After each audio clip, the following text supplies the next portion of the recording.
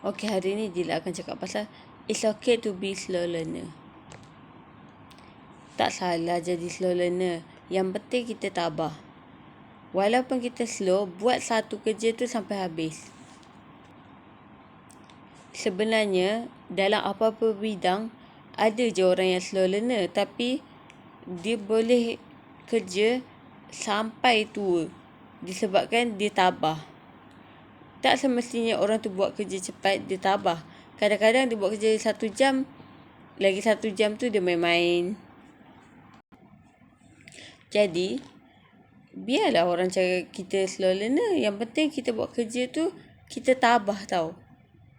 Ada masalah ke, kita buat perlahan. Dila pernah jadi cashier dan jadi cashier bukan sesuatu yang senang. Kena layan kerana customer, memang kena banyak sabar. Sebenarnya Dila ada seorang makcik.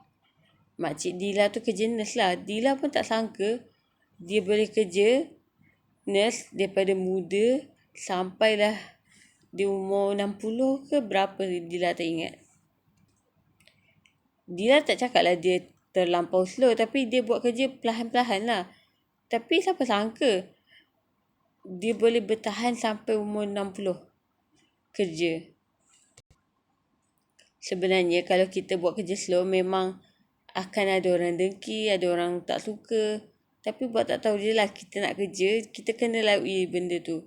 Dan Dila bukan cakap yang slow learner ni kalau dia kerja, dia takkan dibuli. Dia akan dibuli. Tapi kalau kita nak rasa pengalaman bekerja tu, kerja je.